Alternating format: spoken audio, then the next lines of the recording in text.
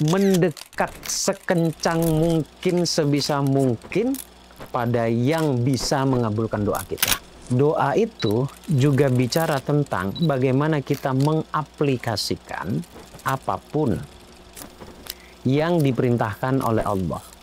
Jadi kalau Anda tanya apa yang menyebabkan doa saya selama ini tidak terkabul, Anda jalan ke sana kemari mencari pembelajaran, intinya itu nyari belajar bagaimana caranya berdoa dan bagaimana caranya doa itu bisa diijabah oleh Allah. Kalau kita terus berlomba-lomba untuk memperbaiki perasaan kita, maka sejatinya Anda dikejar oleh keajaiban. Gambaran pastinya, lisan mengucapkan kaya, jika hati mengatakan saya tak pantas kaya, saya tak layak kaya, saya tak bisa untuk kaya, maka sejatinya sampai kapanpun ucapan Anda tidak akan berlaku di semesta. Logika berpikir kesannya seperti kok Allah jahat ya.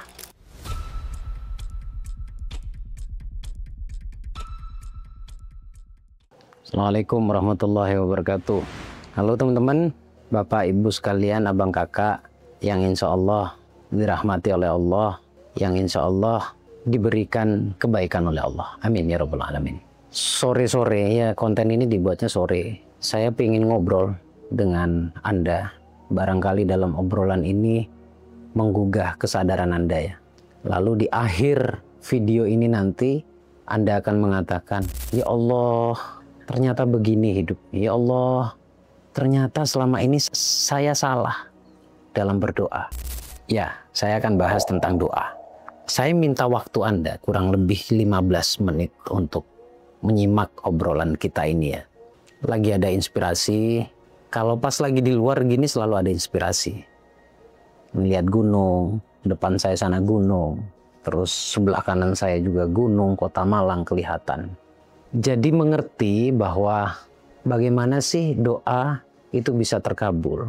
Apa hubungannya dengan yang saya lihat dua gunung ini?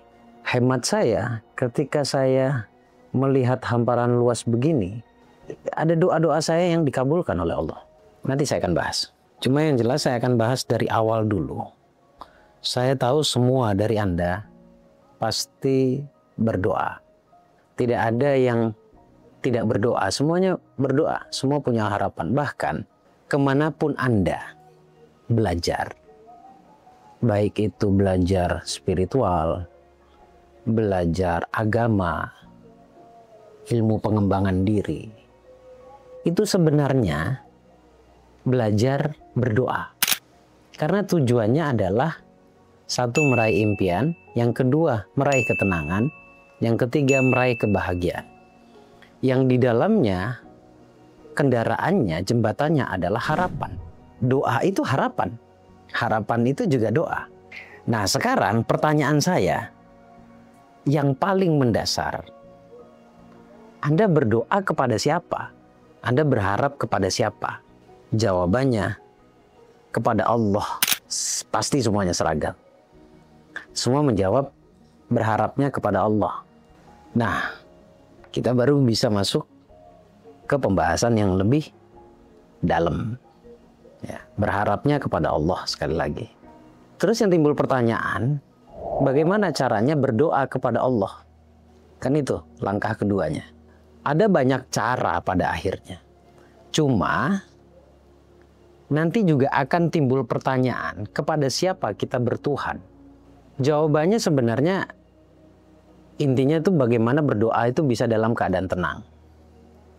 Nah sekarang selain bagaimana berdoa, juga bagaimana bisa lebih tenang. Ini bisa sambil praktek sebenarnya. Ya, Anda dengerin saya coba mengatur bagaimana saya menyampaikan ke Anda, saya coba mengatur kalimat-kalimat yang tepat sehingga mudah untuk Anda pahami. Benar tidak? Kita sambil bereksperimen ya. Ketika saya menyebutkan Allah, ada ketenangan nggak di situ? Ayo, saya ulangi ya. Tenang, duduk dulu, rileks dulu, abaikan kata tenang itu. Kemudian dengarkan saya. Allah, alhamdulillahirabbil alamin. Tenang tidak? Oke. Sudah, segitu saja dulu. Kira-kira Anda jawab dengan jujur dan jawab pada diri sendiri juga, karena kita tidak berhadapan secara langsung. Lebih tenang apa tidak? Sebagian besar orang yang merasa dirinya punya iman pasti merasa atau menjawab, alhamdulillah lebih tenang Gus. Walaupun itu hanya 1%. Karena saya yang menyampaikan ke Anda. Kebayang tidak? Kalau itu bahasa hati Anda sendiri yang tidak hanya 1 kali namun terus diulang-ulang. Yang tadinya hanya 1% karena lidah saya, itu akan menjadi 50-100% karena tembusan dari hati Anda yang Anda ucapkan berulang. Karena sejatinya ketenangan itu bisa kita dapatkan ketika kita mengingat Allah. Kita masih bahas bab tenang, belum bab doanya. Yang baik dalam berdoa itu adalah ketika dalam kondisi tenang. Nah, ketika di dalam kondisi tenang, disitulah Anda benar-benar tahu bagaimana menempatkan doa dan apa saja yang perlu Anda doakan, yang perlu Anda masukkan harapan itu. Karena ketika kita tidak tenang, beda lagi yang jadi harapan kita. Ketika kita tidak tenang, beda lagi yang menjadi tujuan kita. Ataupun tenang dengan tidak tenang, kelihatannya mirip doanya. Tetapi lihat pendorongnya. Yang tadi dengan ketenangan itu didorong oleh iman, atau didorong oleh ketenangan, atau didorong oleh rasa yang benar-benar tidak ada paksaan di situ. Tetapi ketika dalam kondisi tenang yang kita lihat adalah paksaan atau ego atau nafsu. Orang ketika kondisi panik lalu punya harapan pasti diiringi kata harus. Monggo kita kaji bersama-sama ya. Sekarang baru kita lompat ke doa. Apa sih doa itu? Doa itu tadi sudah saya jawab singkat. Doa itu adalah sebuah harapan. Dan ada keterangan mengatakan kekuatan seorang muslim itu terletak pada doanya. Kekuatan muslim itu ada di doanya. Jadi tidak ada yang bisa kita lakukan kalau kita berbicara tentang harapan kecuali berdoa itu sendiri. Cuma selama ini kita mendefinisikan, mengartikan kata doa itu adalah dengan meminta. Tidak salah. Sekali lagi itu tidak salah. Namun jangan disempitkan hanya dalam bentuk permintaan. Digarisbawahi ya, tetap tidak salah. Tetapi jangan sampai kita hanya mendefinisikan doa itu dalam bentuk permintaan. Doa itu juga bicara tentang bagaimana kita mengaplikasikan apapun yang diperintahkan oleh Allah. Tapi ketika saya berbicara tentang perintah Allah, permintaan Allah kepada kita atau perintah Allah kepada kita, itu langsung seketika pikiran kita akan berpikir tentang rukun Islam. Syahadat, sholat, zakat, puasa, haji. Padahal jauh di dalam sana, dari 5 itu punya makna lagi, masuk lagi ke dalam, itu hal-hal yang berkaitan dengan jiwa, yaitu rasa. Rasa benci itu dilarang loh. Marah itu sebenarnya juga dilarang, kalau tidak pada tempatnya. Kalau pada tempatnya bagaimana? Tetap diusahakan untuk tidak dengan marah. Marah, benci, kecewa itu dilarang oleh Allah. Nah, perintah Allah, balik lagi ke perintah tadi, adalah bagaimana kita bisa menerima semua apa yang sudah Allah berikan. Bahasa keseharian kita sebut dengan bersyukur. Bahasa keseharian kita sebut dengan istilah menerima. Tapi dua hal ini bukan dua hal yang mudah untuk dilakukan.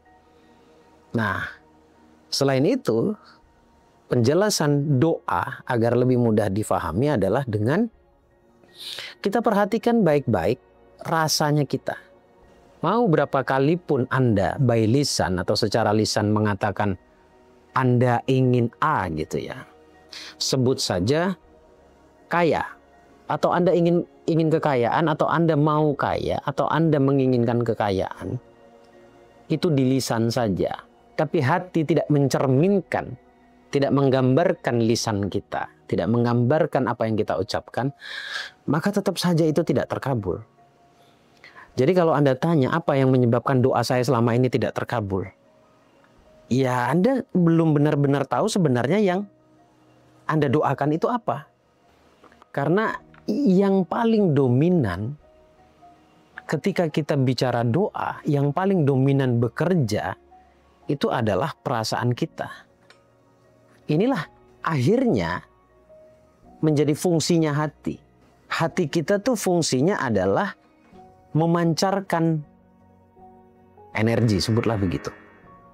Memancarkan sebuah dari perasaan itu memancarkan energi.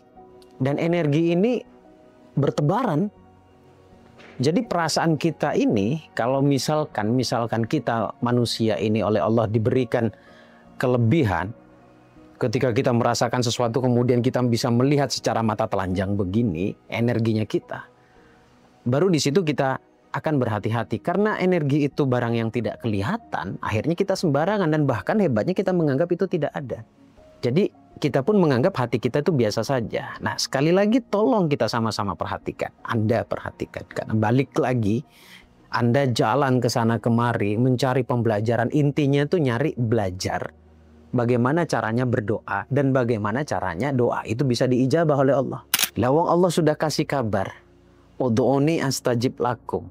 Semua doa itu dikabulkan oleh Allah. Bahkan Allah sudah framing juga. Bersama kesulitan ada kemudahan. Dan juga Allah framing juga. Tidak akan di luar batas kemampuan kita. Kenapa nggak kita cari ke dalam? Ya intinya kita nyari cara bagaimana berdoa yang bisa. Bukan benar loh ya. Bagaimana caranya berdoa yang sehingga berdoa itu diijabah oleh Allah. Tapi kita belum tahu cara berdoa kita benar apa tidak. Karena standar benar itu bukan berarti ketika Allah kabulkan. Enggak. Ini doa ini misteri.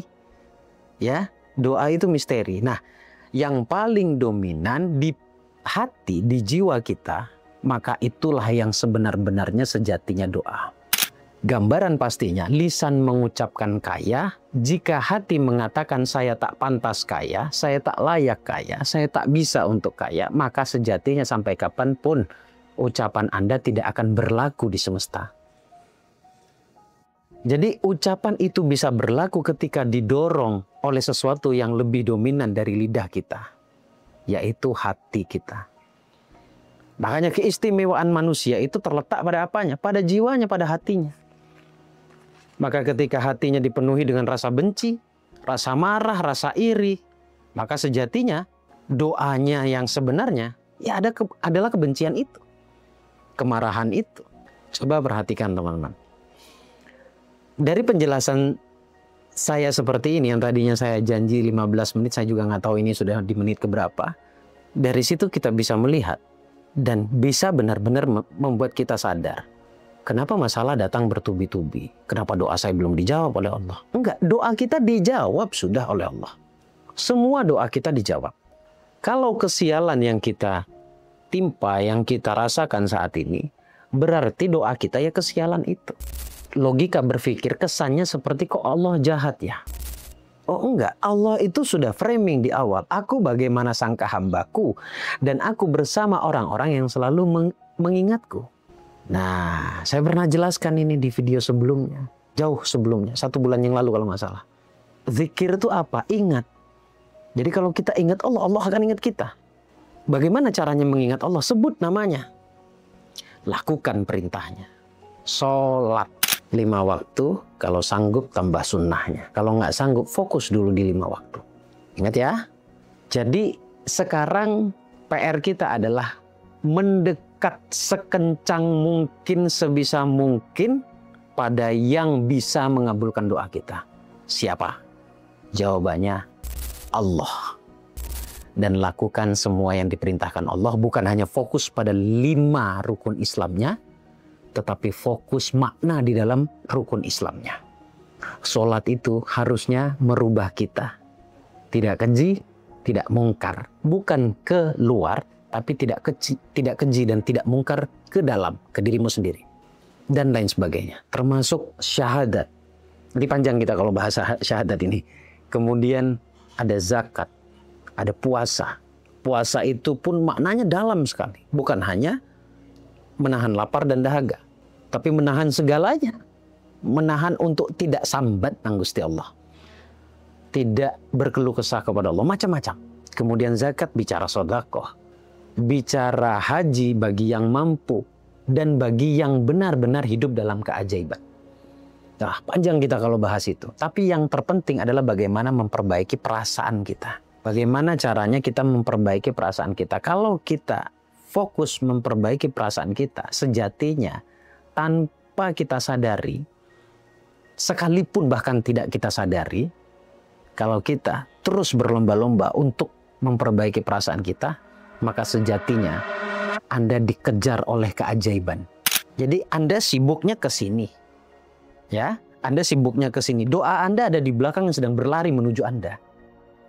Dan kecepatan larinya doa Anda kepada Anda itu tergantung seberapa cepat Anda memperbaiki diri. Logikanya ada di situ. Semoga bermanfaat. Asik juga kalau ngobrolnya begini ya. Ya, sampai ketemu di video berikutnya. Kalau mau yang lebih pemaparannya lebih jelas, silakan klik join atau gabung di video berlangganan. Kalau masih belum puas, greget ingin membahas ini lebih dalam lagi, temui saya di seminar atau di webinar yang saya adakan. Temu jiwa bersama saya. Assalamualaikum warahmatullahi wabarakatuh. Allahumma sholli ala sayyidina Muhammad.